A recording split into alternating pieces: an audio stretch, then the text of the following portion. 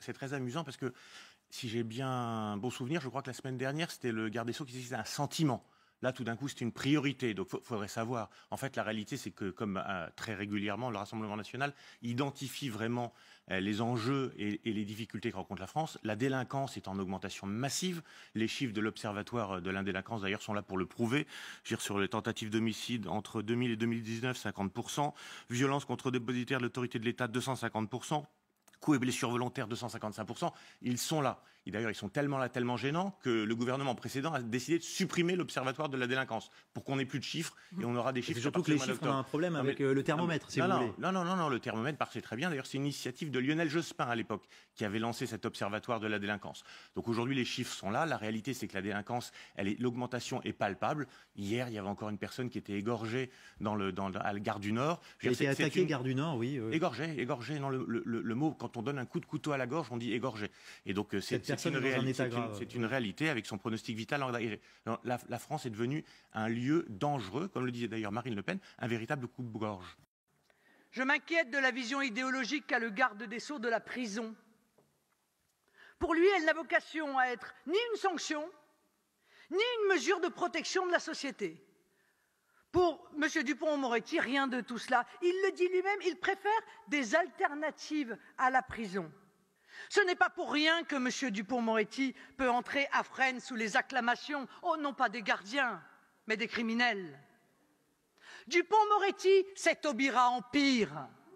Réponse d'Éric Dupond-Moretti, équilibrons les choses. Le garde des Sceaux, via les réseaux sociaux, écrit Madame Le Pen ment et hontément, je le prouverai aux Français, des mots de plus en plus forts, des idées de plus en plus populistes. Près de 40 ans après son abolition, elle reparle de la peine de mort, même si on ne l'a pas entendu là. Marine Le Pen, elle n'en a pas parlé. Vous m'interrompez quand je dis de fausses choses. Monsieur Moretti ment. Il n'a pas été une fois question de rétablir la peine de mort. Jamais Marine Le Pen ne l'a dit. Elle n'y est d'ailleurs pas à titre personnel favorable. Donc on voit bien, c'est l'illustration parfaite d'un garde des Sceaux qui ment, se fout de la vérité, parce que c'est un garde des Sceaux idéologique. Parce que ce ne sont pas des incivilités, excusez-moi madame, mais ce qui intéresse les Français, ce qui les inquiète et ce qui met leur sécurité en jeu, c'est qu'aujourd'hui, il y a 120 personnes qui sont attaquées chaque jour à l'arme blanche, au couteau. Ça fait 44 000 personnes. C'est ça dont il s'agit. C'est pour ces délinquants-là qui mettent la vie des citoyens en danger qu'il faut de la prison.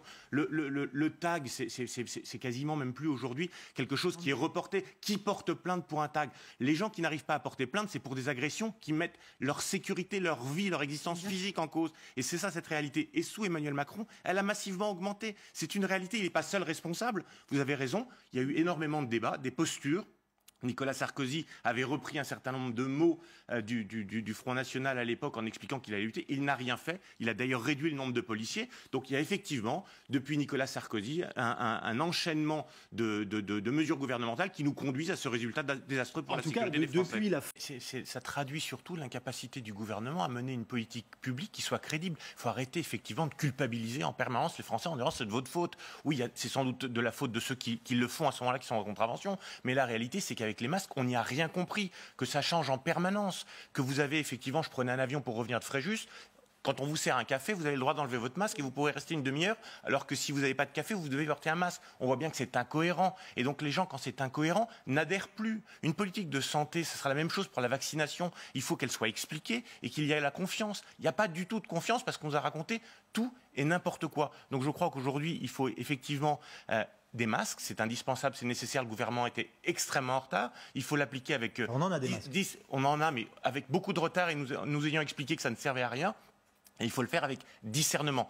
Et je pense qu'aujourd'hui, on a des messages dans tous les sens qui font qu'aujourd'hui, les Français ne comprennent pas et n'ont pas confiance.